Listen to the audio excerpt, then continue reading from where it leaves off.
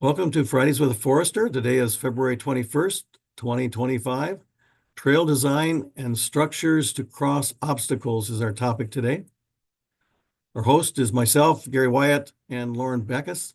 And Lauren, we thank her for joining us from Andover, and she's our Zoom host and knows all about Zoom, and we thank her for her work.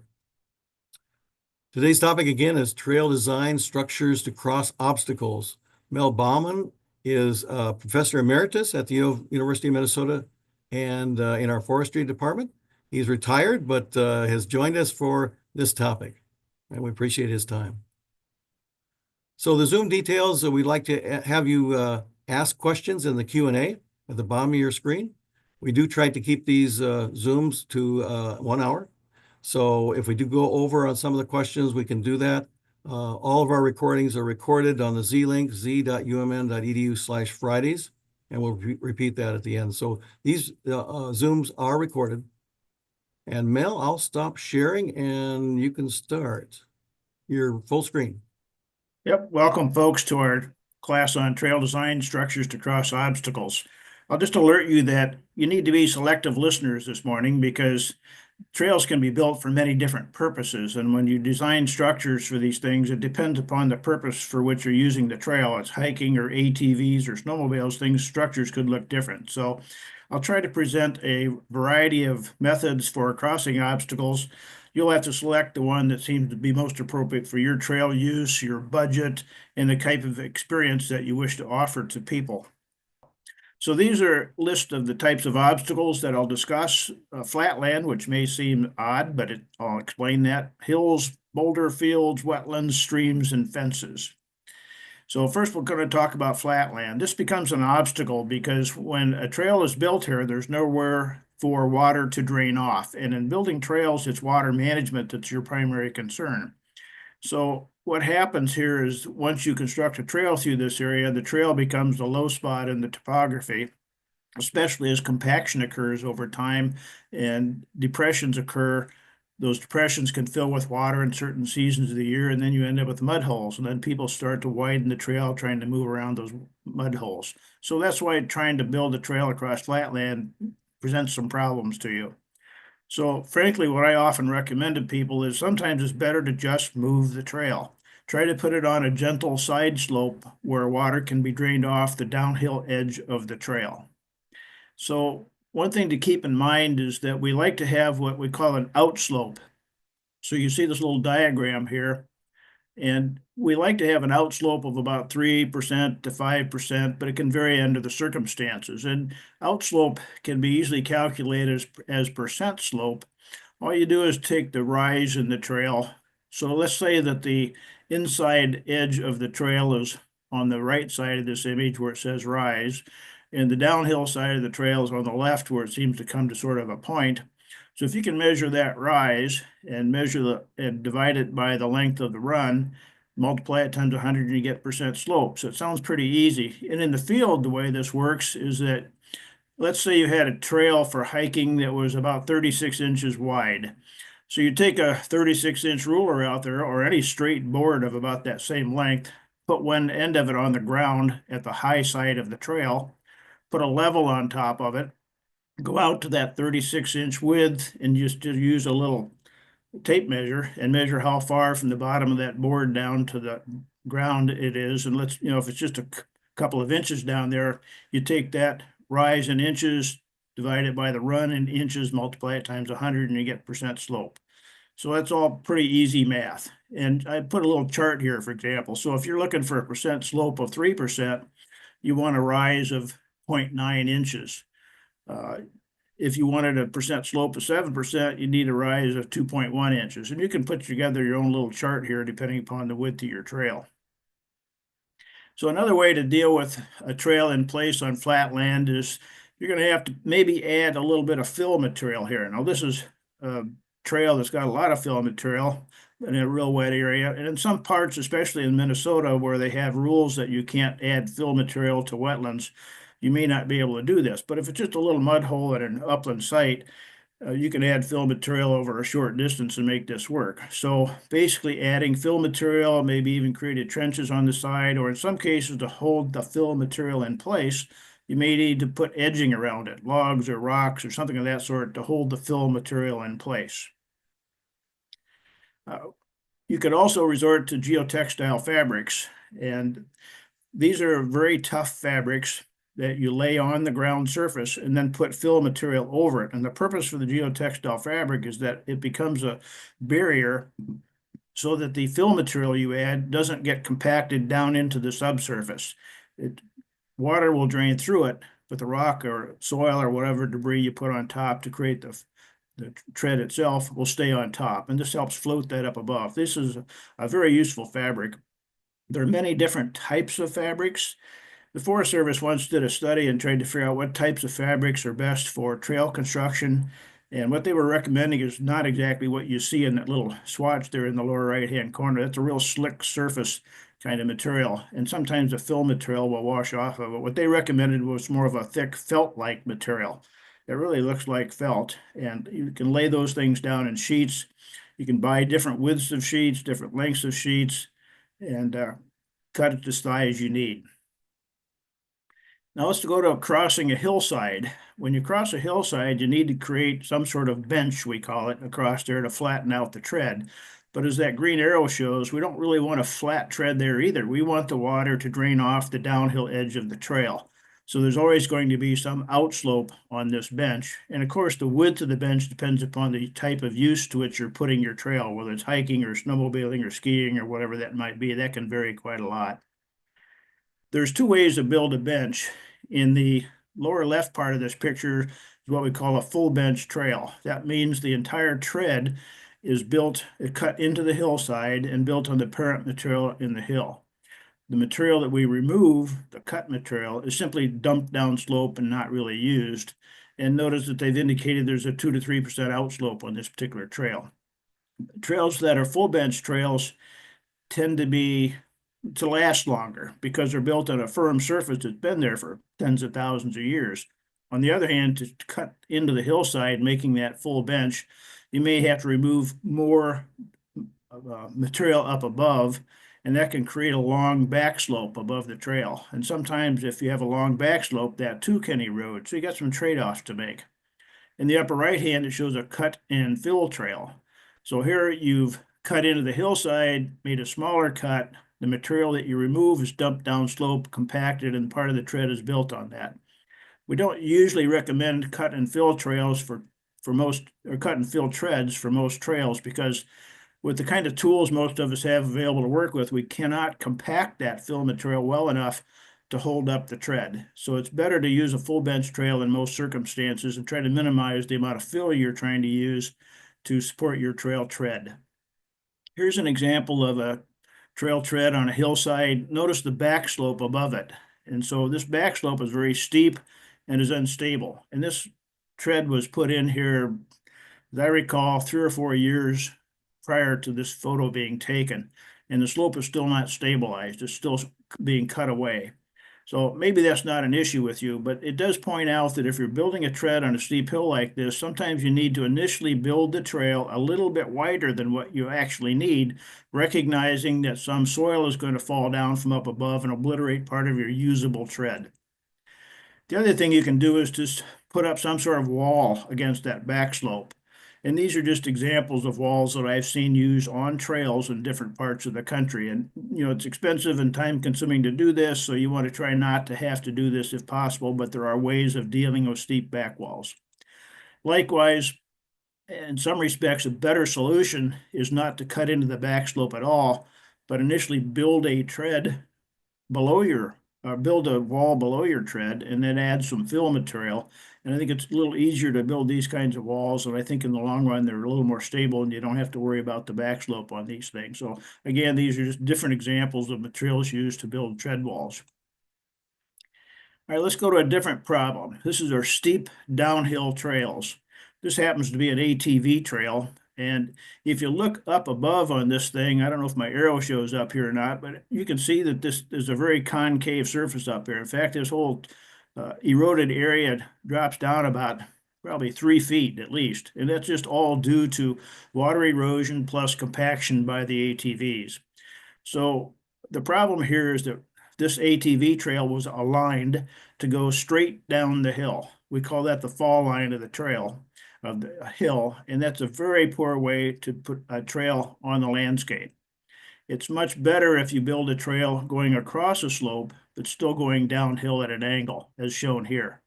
And notice that in this one, we have what I call rolling grade or reverse grade.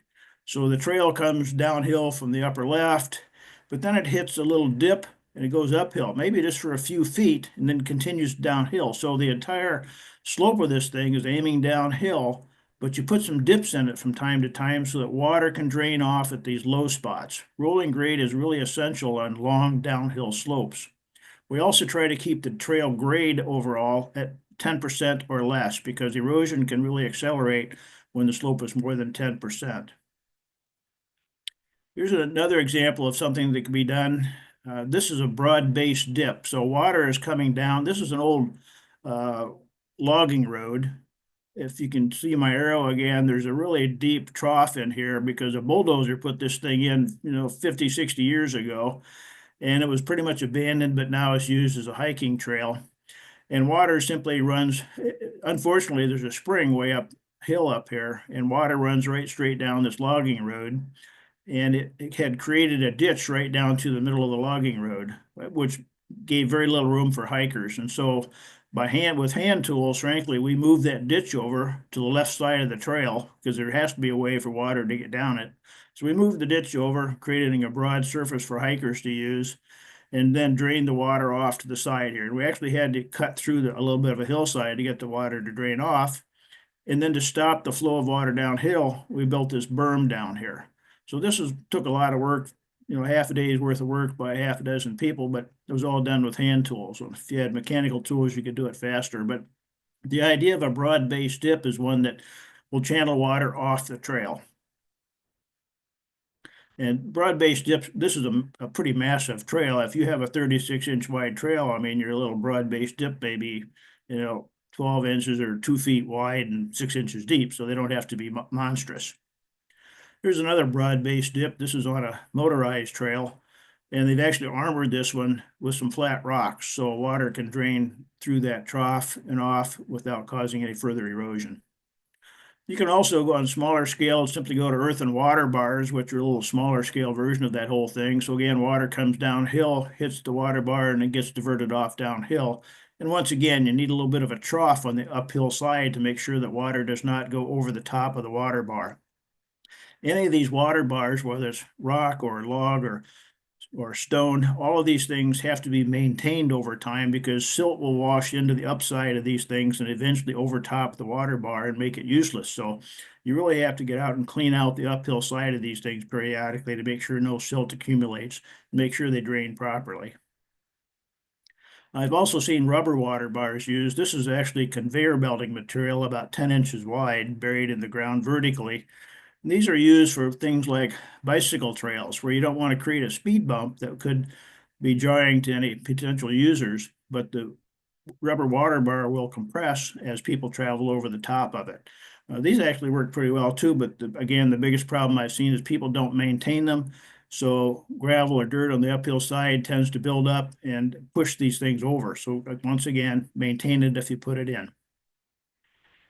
If a trail is going downhill across the side slope, you may need to, at some times you can't run the trail at the same direction downhill. You're going to run out of land or run out of topography on which to put the trail. So your trail is going to have to switch back on itself.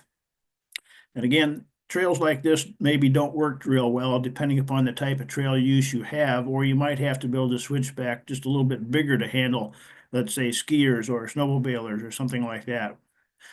So the idea here is that as the trail comes downhill, maybe it's coming downhill at a 10% slope, you ought to have some sort of we want the circular area at the edge of the switchback to be at only like a 3% grade, so nearly flat. So you're gonna have to have a little bit of a transition in zone in there, so it's maybe coming down at 10% grade, maybe you go to a 6% grade, and then maybe a 3% grade where it turns the corner. And again, go to a transition grade for a few feet and then go back to your normal grade. Notice too, on the inside bend of both of these switchbacks, they piled up a bunch of rocks. The purpose of that is to keep people from cutting off the switchback.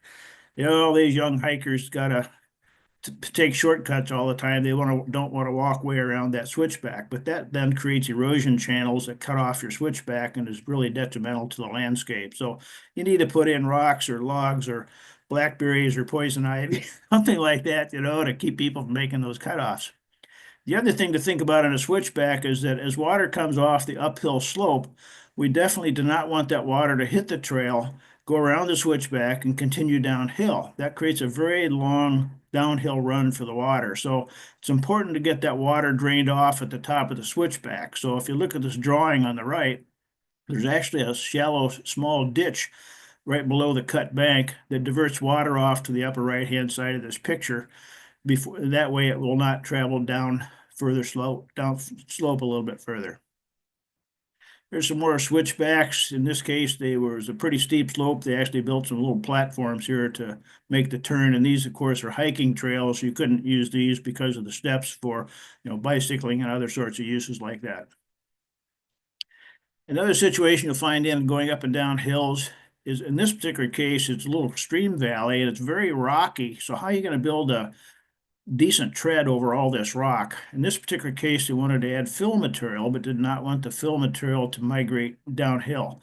So they used what we refer to as a climbing causeway. It's simply logs laid, perpendicular to one another going up and down the slope with horizontal beams in there, and then fill materials added in between.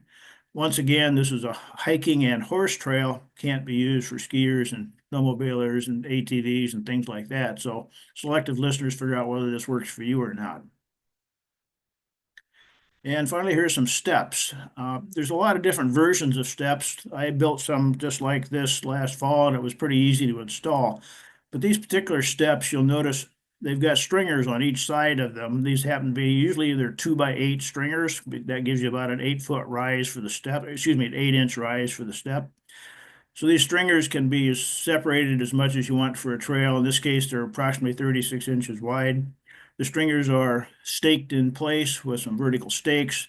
And then these boards that go across here are backfilled with dirt on top. These again are about 8 inches high.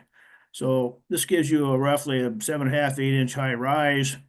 The steps are held in place with these boards, and they're pretty easy to install, but they have to be installed where the slope is steady. If you've got a slope that undulates repeatedly, then these don't work as well, although you can build them in short sections. And even this one has got 2 sections to it representing different percent slopes in different parts of the area. If you've got a very undulating slope, you can put in box steps. These are usually built with 6x6 timbers held in place by rebar. Rebar is usually 18 to 24 inches long. You typically would drill, I like to use 5/8 inch rebar. So that means you drill a 5/8 inch diameter hole through each end of the rebar, through each end of the step, and then pound it down with a sledgehammer into the ground to anchor it in place. And then you, of course, backfill with whatever material is handy at the site. Now, you could also put in ladders. Now, you're going to laugh at this. Why would I ever want to put in a ladder? But you do this because the grandkids are going to think it's just terrific, and people really, on the upper left-hand picture, for example, that's a national park, and that's part of an interpretive trail. So even in areas that get very high use, people recognize that going up ladders and looking at specific things can be kind of fun. Now, the other pictures on the right are in more or less wilderness travel areas, but they're in areas that have high rainfall, and they couldn't build a tread up those steep slopes, and so they put in ladders, recognizing that people are physically fit enough to get up and down those ladders. So you can do it for fun or you can do it for fitness, but at any rate, think about a ladder just for the heck of it. Another situation you might find is trying to cross a boulder field. Now, boulder fields have lots of rocks in them, and the whole idea is to fill those voids to an extent that you can create a more level surface. And so what you end up doing is find a route across there, usually a fairly level route. Start filling in the voids between rocks along your route with smaller rocks, and then keep adding smaller and smaller rocks until you finish it off typically with gravel or dirt on top. So there's no real trick to doing this. It can be a lot of work, but frankly, you can end up with a pretty darn level trail across here, assuming you can get enough fill material in here to level the site. In the upper left-hand picture, they've actually used some flat rocks up there and mortared it in place to make sure it doesn't move around. Let's go to a different problem. Now we got wet soil, and it depends on how wet it is, what solution you're going to use. In this particular case, there's some surface moisture seasonally occurring. Maybe it's a mud hole that gets wet from time to time. And so you don't need to go to a lot of effort putting a lot of fill material in, but sometimes you can just add some sort of a mat on it. On the left over here, you see a rubber mat with those holes in it. This is a walking trail and it's across a wet area, so water doesn't really stand here, but it allows you to pass through without getting muddy feet. In the upper part of the picture, this is at a rainforest, frankly, that gets a couple 100 inches of rain a year, and they tend to use these cement blocks up here, but they're porous, so water can flow down through them and they don't impede the flow of water. In the lower picture, again, this is an area that has seasonally wet areas, and they put down a fabric type mat. These can be purchased commercially. So these are just, and you can ride bicycles across, the ones on the right, you can drive bicycles across. The one on the left is mostly just for a hiking trail. So the kind of materials you would use depends something on the order of which type of trail users are permitted on your trail.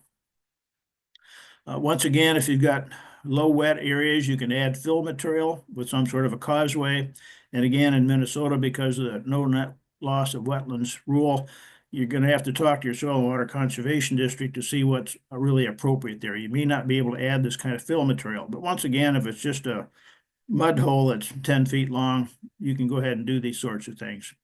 Now, if you're going to put in some sort of causeway, it may interfere with the surface flow of water. And so you got to figure out ways for water to pass through, under, or around these things. The gravel trail on the right, if you look carefully, it's actually got a culvert across about midway that's buried under there. You don't even see it in place. You can actually build open top culverts as well with rocks or boards of some sort so that water can periodically pass through these things. The trail on the right is what we call a center crown trail. So they've tried to raise the trail to get it above the normal landscape so that the hikers can stay dry. And they've created some ditches on either side to carry water off. And there are, in fact, some culverts that don't show up but occur on that particular trail from time to time. And once again, in these wet areas, you can use geotextile fabric beneath your center crown tread. And again, I recommended those felt type materials for the fabric. The other thing you can do is raise people up above the tread, and boardwalks can be built for any type of trail user. I mean, I've seen these are for hikers because they're pretty narrow, but you can build these. I'm building one this next summer that's going to be built 8 feet wide for bicyclists and strong enough to hold ATVs in an emergency. So you can design these things for lots of purposes. On the right, the boardwalk is made from a couple of 2x6 boards laid side by side. I don't like those. They're too narrow. The whole thing ends up being about 12 inches wide, which is too narrow even for hikers, but you see a lot of that in certain places. On the left is one I designed and built. It's got two 12-inch boards. You got a 24-inch wide tread. They're spaced an inch apart. And in both cases, these treads lie on top of sleepers. In this case, there's 6x6 timbers, but instead of the 6x6 timbers for sleepers, you can use telephone poles or round poles. It almost doesn't matter. Any of those things will work for you.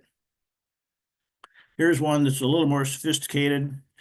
Again, the sleepers in this case are sections of telephone poles. This tread happens to be about 36, 38 inches wide. The sleepers are 5 feet wide.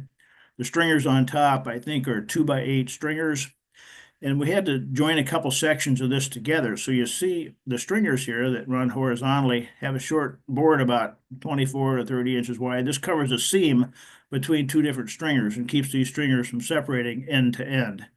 And in this particular case, the deck boards are basically full-size 2x6s. And we usually leave about a ½ inch of space in between the boards on this thing to create airflow and allow debris and material to wash out between them.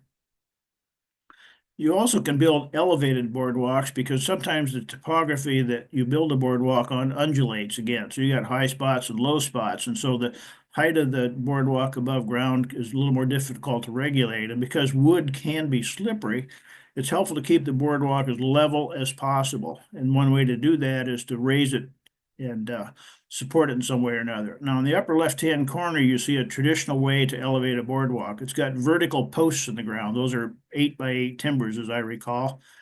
And the boardwalk is built above those. Now, this picture was taken just a few weeks after that boardwalk was built. I went back and looked at it about 2 years later, and that thing looked like a roller coaster because those vertical posts had not been dug quite as deep as they needed to be and eventually sunk over time. So some sunk and some didn't, and the whole thing began to roll around up and down. Now, in the upper right, you see basically a steel pan on the ground. That steel pan is around 20 inches square. It's kind of hollow in the center like a mushroom cap. And there's a vertical post that attaches to brackets on the top. We've been using this more and more on trails that I work with. And it sits on top of the ground. And actually, it seems to hold up quite well. We've actually used it on the edges of peat bogs where there's, very soft subterranean underneath, and they hold up quite well. So there's a company in Wisconsin that builds these sorts of things. So if you want to know where to get them, put it in your chat box, or I'll give you an email address for me at the end of the show. You can send me an email and I'll give you that information. In the lower left, there's some wooden cribbing that's used to support it. In the upper right, there's some vertical posts, so you can elevate boardwalks quite a lot depending on your terrain. You can make boardwalks over water as well. And on the left, you see a floating boardwalk. Now, these used to be built a lot with blocks of styrofoam underneath, but that tended to break up and you'd see little bits of styrofoam floating all over. That's now transitioned to either plastic or steel drums that you put underneath the boardwalk. But there's so many floating dock makers these days that if you wanted to put in something that floats, I'd probably take the easiest route, go to some dock maker and buy particles of their dock to put in. In the upper right, you see boardwalk built out over water. On posts, again, you can bury those posts into substrate beneath it, or you can put steel pans down below or concrete blocks or something of that sort with a broad foot on it to hold up those posts. Now let's go to another solution. We got to cross some small streams. It depends a lot on the type of user experience you wish to offer and the degree of danger provided by this moving water. In this particular case, it's a stream that flows off a mountainside. The flow varies from season to season. They've just put in some stepping stones. That was the type of user experience they were willing to put in, and it was cheap to do, and people seemed to be happy with it, so that's what they did. Here's another one that's a hiking and horse trail. Now, horses can't walk across those rocks, so in this particular case, they've got a sandy area there for the horses to walk through and rocks for the hikers. Here's a area where the stream flowed across, and they simply narrowed the stream up, forcing it into a width that can be stepped across. I would call that an open top culvert probably, and that the stream is not very strong, doesn't change flow very much over time, and that worked out fine for them. But once again, anytime you're trying to channelize water, some of these open top culverts actually work pretty well, and open top culverts can be cleaned out if silt accumulates in them, which is a real advantage to these sorts of things. If you have a circular culvert in the ground and it fills up with debris, they're really difficult to try to clean out. But, you can use pipe culverts. Again, the problem with them is if they fill up with silt, they're hard to clean out, but they do, the nice thing about it is you can build a tread across the top and make it easy for people to transit across the top of this little gully here. When you're building a pipe culvert, it's important to install it correctly. You don't want too sharp an angle to the thing. They have to be supported at the bottom. People sometimes don't put enough fill material around the bottom to fully support the culvert, or they don't put enough fill material over the top of it to keep it from becoming crushed, especially if you're using heavy vehicles on top. So kind of a rule of thumb is that you ought to have enough fill material on the top of it that's equal to at least half the diameter of the culvert. So if you got a 12-inch diameter culvert, you need at least 6 inches of fill over the top, and that's sort of a minimum. I mean, I've been on a lot of trails where culverts were completely exposed on top. Well, they're almost all damaged on top. The other thing with culverts is getting them sized appropriately is not a job for an amateur. So go to your soil and water conservation district if you think you need to put in a closed culvert. Get some advice from them because they can measure the size of the watershed, calculate the amount of surface runoff, and figure out what size culvert you need to support the water flow. And if the water flow is seasonally high, we often armor the upstream side of it with rocks, as you see here on the right side of the picture. Those rocks there are armored against a heavy flow water that backs up behind the upstream side of the culvert. Sometimes you need to go to a bridge, and bridges are expensive to build. You got to engineer these things. Many of us don't have the skill to do that.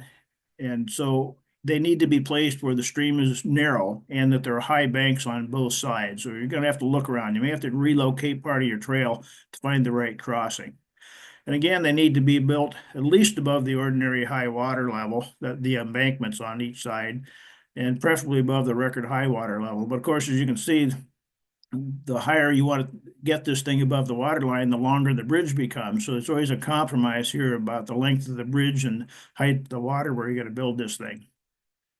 These are some examples of bridges, and this one in particular focuses on the girders. Girders are the main supports across this channel to support the bridge. And in the upper left, it's simply two logs laid side by side and flattened off. In this case, the girders become the decking as well.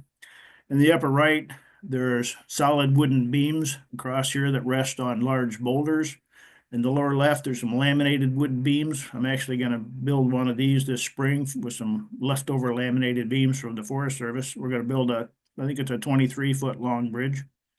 And of course, there's different types of steel trusses that people can use. So again, depending upon the type of trail you use, your engineering skill and your budget, you can choose different types of girders. End abutments are very important. You never want to set the end of a girder on the ground because if the girder rots out, especially if it's some organic material like wood, I mean, your whole bridge is a loss. But if you can raise those girders up, and maybe that wooden mud sill might eventually rot out, but you can simply jack up the bridge, put in a new mud sill, lower the bridge, and you're ready to go. And I've actually had to do some of that work from time to time. And depending upon access to the site, you can use, rocks found on location, concrete, or wooden cribs. And I've helped build wood mud sills, rock, and wooden cribs. The only thing I've never personally dealt with was concrete. Oops. Sometimes the bridge is long enough that you need some abutments in the middle of that span. And again, this just gives you examples of materials I've seen on various kinds of trails, from wooden cribs and vertical timbers to A-frames and rock gabions. There's, use your imagination about this. Finally, another way to get people across really long spans, this is for hiking only, are suspension bridges. And I have no experience building these things, but it's probably about the cheapest kind of bridge that can be built over long spans. And this needs some engineering. There are some companies who install these sorts of things. This design I'm showing here is one of the simpler ones I've seen. There are some good companies around that can do this kind of work for you. And finally, there's things like cable cars. And we're actually considering some cable cars in parts of northern Wisconsin because they're even cheaper than the suspension bridges. In this particular case, you can see in the lower left that the ends of this cable were not high enough above the ground to get the people off the water level. So they actually built towers on each end of this. They stretched cables between them and ran the cable car across the top. Now, look at that picture in the lower right. That thick cable at the top is what supports the cable car. It runs on rollers that are on top of that cable. Then you see that little wheel down there in the middle of that lower right-hand picture, and a rope goes around it. Well, that rope is what you use to pull yourself uphill because once that cable car slides out across the ravine, it sags in the middle. You'll have a fun ride out to the middle of the river, but then the darn thing stalls out, and somehow you got to get up that little grade on the other side, and so you use that rope and pull yourself up. So it brings a strong-armed person with you. And of course, there's different kinds of materials for bridges and deck materials, from steel and wood and fiberglass and wood plastic composites. I mean, there's just a variety of materials available. Because of the work I do is mostly on hiking trails, we typically end up using wood for the most part, but we have had steel bridges installed as well, but they require engineering and special skills. Now think about deck board orientation. In the left left-hand picture, you see deck boards that are oriented in the direction of travel. I'm not a big fan of that if you can avoid it. I think it's better to put deck boards perpendicular to the direction of travel and create spaces between them. And the reason for that is I think they create a little bit more of a friction surface that helps to prevent sliding on those deck boards that can get slick over time. So my vote is almost whenever possible, given the design of the bridge, to use those deck boards that are placed horizontally. Also, make sure you leave spacing between the deck board. This spacing serves several purposes. It reduces the amount of deck board material you need because you got airspace in between. The big purpose for it, though, is to create an airflow around these things, especially if it's wood or almost any other material, though, so that it dries out and becomes a safer surface on which to walk. It adds longevity, say, of wooden surfaces if they stay dry longer. If you put the board too close together, as in that right-hand picture, you see debris quickly accumulates in there. There's no airflow, and it creates more of a slick surface, a little bit more dangerous to walk on. I've seen people try all sorts of things trying to figure out how to roughen the deck surface. You see a bunch of examples here. The one that's most commonly used this day is basically different types of wire mesh. And in the lower right, you see wire mesh that's been coated with, I guess it's either rubber or plastic. I don't know what exactly the material is. But what I've noticed is that when these things are wet, they are just as slippery as the bare wood itself. It doesn't make any sense to me. So the picture in the upper right is chicken wire. That's my name for it. It doesn't hold up as well as some of the other materials, but it provides better traction than anything else I have found. So if you want a cheap solution, go with chicken wire. And you hold it down with, you can buy stainless steel chicken wire so it lasts, and you can fasten it down with 1/2-inch stainless steel staples. So it really can last quite a while. I have heard that, say, dogs, for example, with their longer claws can get them caught and tripped up on this kind of stuff. So that's one thing to consider. The other thing to consider to keep people sliding off of a deck is to put in a curb. And the typical way to do that is to put down these risers, which is usually about 8 to 12 inches long, 2x4s or something of that sort, and another 2x4 on top of it. And this basically creates an edge. So if your foot starts to slip or if you fall, that acts as a brake on the edge of the deck. We use these a lot in the trails I work with. If the tread though gets maybe 4 feet or more above the ground surface, you might need to think about putting in at least one handrail. Sometimes you don't need two. Different ways of attaching handrails. In the upper left, you see that these handrail posts extend down and attach to the stringers, but then they also continue clear down and are buried in the ground. Now that makes really strong handrail supports, and if you've got the lumber to do it with, that's a great way to go. A more common practice, but not quite as sturdy, is to attach the vertical post to the girder itself. And notice they've got a steel cap that goes over the butt of this 4x4 and attaches into the stringer. That is a pretty secure looking attachment to me. I like that. And also there's the outrigger design, which takes a little more sawing and engineering to figure out, but the outrigger designs, I've been mostly pleased with what I've seen there as well. If you put in a handrail, you're going to have some vertical posts. Sometimes I see these vertical posts like on the right that protrude up above the top of the handrail. I don't really see the purpose behind that. And frankly, if you're trying to slide your hand along the handrail, when you come to the post, you have to take your hand off. Well, what's the point? The whole point in the handrail is to have a safe place to put your hand down. So I prefer posts that are flush with the top of the handrail, like you see on the left. Handrail materials, though, can be built out of a wide variety of things, depending again on the user experience you wish to offer, the amount of danger, and the type of trail use that's in place. So I've seen, 1-inch diameter rope. I've seen steel cable covered with plastic used.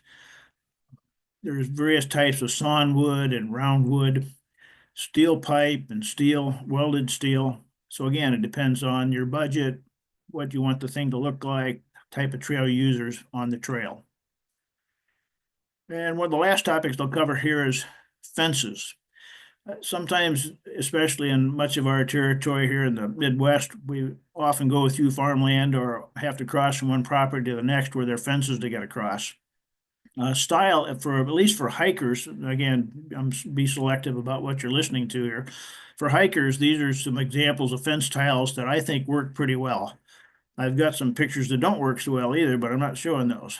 So the upper left is one I saw where basically this ladder type arrangement just spans across the fence. You go up one side and step over the top and go down the other side. The one on the lower, or over on the right side, is like a step ladder version. What really makes this work is notice that vertical post on one side. I've been across some of these without the vertical post, and I don't know why, but it's just scary to walk up on top of that thing and not have anything to hang on to. So that vertical post makes all the difference in the world in creating a safer feeling to cross over that step ladder style. And in the lower left is one that can be used particularly where there's livestock around. It's a swinging gate, but there's a little void there on the left. And that gate will swing between two posts. So you walk into one side, step back into that void, pull the gate in the other direction, and then walk out the other side. You can use these things, work for almost any kind of livestock and are pretty secure. There are also fence gates that can be used.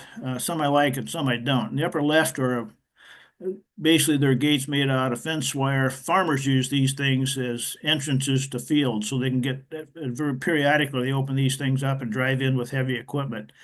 But if you're trying to design this for a bunch of trail users, they don't know how to operate these things. They're often going to let them lie on the ground. They just can't get them hooked up properly. So don't use this kind of a thing if you got a bunch of people that are not familiar with them. If you need a wide gate like this, then leave this in place, but go off to the side someplace and put in a fence like the one in the lower right, some sort of small gate that people can pass through and is easily recognizable and easily locked up if that's what you want to happen. In the upper right are steel cables. Notice that there are some reflectors on top of that.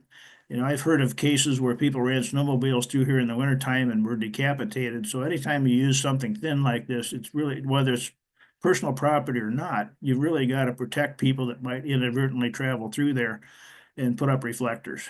And in the lower left, there's some steel tubing. Now, one thing I've noticed about this is that people often design these things so, you know, you might have 4 different places you want to put in, and each one is a different width. But you don't have to weld these things into place. A lot of these steel tubing ones are made so that this outer end of it can be extended. So you can change the width of this thing just by pulling a pin on it and moving it out a little bit further. And you can have a 15-foot wide gate or a 20-foot wide gate, depending on how far you pull this piece out here. So those things are quite flexible and something to consider. People who use trails sometimes don't know whether the gate's supposed to be left open or left closed when they pass through. So if, for example, you want your trail to always remain closed, then maybe you ought to figure out a way to make it a self-closing gate. And these are just simple examples of how to do that. There's spring hinges of various kinds that can be installed. There's a ball and chain version. Darn thing works pretty well. And it doesn't cost anything to put in. Most of you have scraps around to do that. And there are cattle guards. This is a cattle guard on basically a foot trail, but it could be an ATV trail or almost anything. I will warn you though that about 2 years ago, I was camping out in Wyoming in a campground, cattle all around. They put a wire fence around the whole campground, and they put a cattle guard so the drivers could pass over and into the campground and be away from the cattle. Well, every morning about 8 o'clock, the cattle walked across the cattle guard just like it wasn't even there. Brought their little calves with them. They spent all day grazing on grass in the campground. About 4 or 5 o'clock in the evening, they'd walk out and go back out of the campground because that's when all the campers were returning. So these things don't always work, all right? So that covers a lot of material in a short period of time, but we do have about, 13 minutes or so left. I'll be glad to take questions. Gary, you can direct traffic here, but also Yes. write down my phone number and email. And if you got any questions, you're welcome to contact me personally or write questions into the chat. So, Gary. Yes, Mel, let's keep up your slides. Just keep your slide here in case you have to go back to answer some questions on your slide set.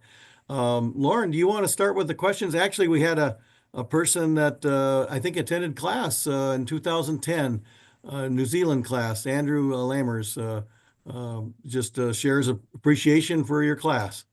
Yeah, I really enjoyed going to New Zealand with students. That's one of the things I did in the latter part of my career was led students to New Zealand. Very Great cool. trips.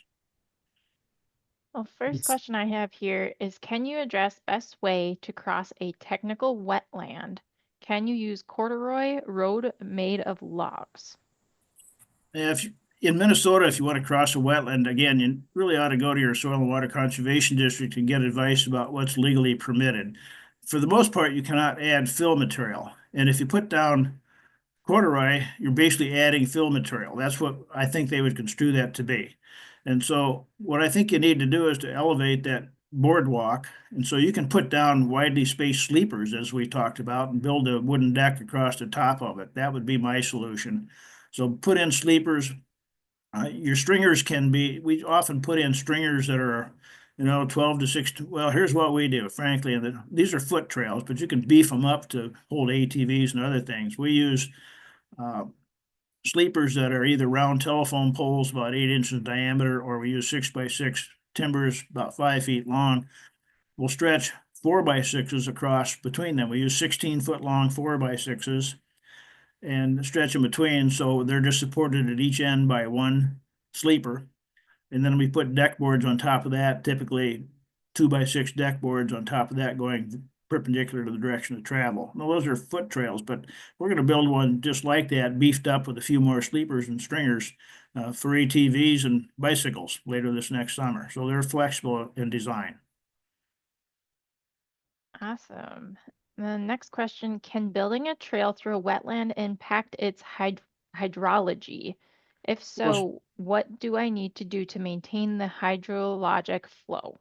Yep. So what I've just described is what you need to do. You can't put things in that block the surface flow of water. And so it's important to elevate it. So if you add fill material, like I talked about putting down geotextile fabric and adding fill over the top, it's still fill. You're not going to be able to do that. It's going to interfere with the hydrologic movement of water. And so it really has to be elevated in some way above the boardwalk. And so you can use wooden sleepers, you can use those steel pans if you have a, depression you need to cross and maybe elevate parts of the boardwalk more than other parts. So steel pans or wooden sleepers, those things typically would not be considered as fill because they're too widely spaced. And then what do you recommend to prevent soil compactions from cars, etc.? Well, compaction is a good thing for the most part on trails. So when trails are first built, they're often not very compact. And so people tend not to think about how much compaction is going to affect things over time. I've built even foot trails are a problem because I've seen people cut off stumps, for example, and build a trail down through that area. And you come back 3 years later and those stumps are 3 inches high. Well, those stumps didn't grow. The soil around it got compacted, whether it's vehicles or people or whatever. So compaction occurs. And you really want compaction to occur because that helps reduce any subsequent erosion that might occur. So what you have to do is think ahead at the time you're designing your trail. Make sure that you've got the proper outslope to make sure water drains off even after it gets compacted. And if it's a road accessible trail, what you end up doing is getting compaction where the tires occur and little compaction in the middle. So I see a lot of like ATV trails, or Jeep roads or something like that. There's almost no compaction in the center of it, but about 6 feet apart are these ditches that are created by compaction of tires, and they don't drain well. Sooner or later, they fill up with water and start to get muddy. So you got to plan in advance to have a lot more outslope on those things so that water eventually drains off, even if they get compacted. And then, frankly, you got to maintain them. If they start to get compacted in the ruts where tires pass by, then you've got to scrape through there and level that tread again from time to time. People think you can build it once and forget it. Typically doesn't work. Then for building a small bridge across a stream, do you recommend connecting a cable to it that is attached to a tree to prevent the bridge moving downstream under high water conditions? Yes, we do. So when we build bridges, especially small bridges, we do in fact do that. We take something like 1/4 inch or 3/8 inch steel cable, wrap it around a stringer at one end, and then wrap the other end around a big tree or a giant boulder or something. So as this person explained, if the bridge washes out because the abutments have been damaged by water flow, then the bridge, you're going to lose your bridge, but it's still going to be close enough that you might be able to lift it up, jack it around, and put it back in place. And so we do typically do that pretty routinely on small bridges. I didn't mention it today. There's, I got a lifetime of information. You can't put it all in 45 minutes. So, but yes, good idea. I do have pictures of that too, if somebody wants to see it. Awesome. And this person's wondering if you have information regarding the steel pans you recommended for the sport of 4x4s. Yes, I don't have it with me I've got it on my computer. I got a file and I can give you the name of the contractor that supplies that. So again, write down my email address, send me an email, and I'll give you their address. They have two sizes of pans and they don't recall the dimensions exactly, but one set of steel pans is about 18 inches square. The other set is maybe 22 inches, 24 inches square. And you can get these things so they support either a 4x4 post on top or a 4x6 post. So if you're using 4x6 post because you got a fairly long span and a heavy bridge, then you need to make sure you get the proper size stands for those things. The other thing I'll alert you about is that we bought some 4x6 brackets on steel pans one time, and they come with an upper bracket too that attaches to the stringer. So you've got a bracket right on top of the pan where the butt of the post sticks into, and then as that post rises up, at some point it's going to contact the stringer. Well, you need a way to attach that post to the stringer, so they make steel brackets for that. We bought some 4x6 posts one time that didn't fit through that upper steel bracket. It turned out the 4x6s weren't dimensionally stable. They were a little bit more than 4x6 in places. So the guy fortunately, we had a landowner with a planer. He had to take these 16-foot long boards back to his house and plane them down so they could get them through. So there's some little glitches with some of this stuff. It looks like this is the last one. Are there any natural solutions like using natives to controlling erosion when it comes to trail design instead of using rocks or concrete? I think they're referring to like native plants or like those types of native things. Well, controlling erosion is mostly about controlling slope. And so you can't really put vegetation on a tread and expect it to last. I don't care what kind of trail use you have, eventually through compaction, whatever vegetation you try to sustain on your tread is probably going to get lost. That's especially true if it's in a shaded environment where it's hard to hold grass, say. And it's also difficult on steep slopes because there's just more abrasion occurs as people try to climb up a steep slope. So on steep slopes and shady areas, it's difficult to keep any vegetation on a tread. Now, if it's a flat land and all, you can probably keep something there, some grass mixture, but I am not go to your soil and water conservation district and ask them about it. If you've got erosion occurring on back slopes or down slopes, above or below the tread, then problem is that they're going to be steep slopes. I mean, you've had to cut a bench in a trail, you got steep slope above, steep slope below. The best thing you can do is to try to figure out the angle of repose. Where is that stable most naturally? Where's the slope most naturally stable? So you're going to have to maybe increase the slope to level it out, or you're going to have to put a lot of branches and things above it. Or what I've thought about too is that if you can divert water off above the slope, let's say you've got a steep upper slope, maybe you can put a bunch of logs horizontally across the top of that slope right above the cut bank just to slow down the flow of water and help it sink in a little bit more. And so anything you can do to divert water off that steep slope or slow down so that it sinks in would be beneficial. Otherwise, I'm not an expert on vegetation to use for erosion control. Mel, could you stop sharing? I think that's all of our questions. Lauren, thank you for mentioning the questions to Mel. This has been great, Mel. What a wonderful presentation and experience you have here. And this is recorded again. This will be on our Z-Link, z.umn.edu/Fridays. Thank you, Mel, for a wonderful presentation. We have a couple more slides here I want to show you. And actually, we're continuing with our Fridays with a Forester series. February 28th, we Eco Anxiety with Angela Gupta, one of our forestry team members for Extension, the University of Minnesota Extension. And as you leave today's Zoom, you'll be asked a few questions. And at the bottom of those evaluation questions, you can put your email to get our My Minnesota Woods newsletter and so forth. Again, our recordings for Fridays with a Forester are recorded and posted on our Z-Link on a YouTube website, z.umn.edu/Fridays. Thanks again, Mel and our forestry team, and also Lauren for monitoring and hosting the webinar today. We'll see you next time.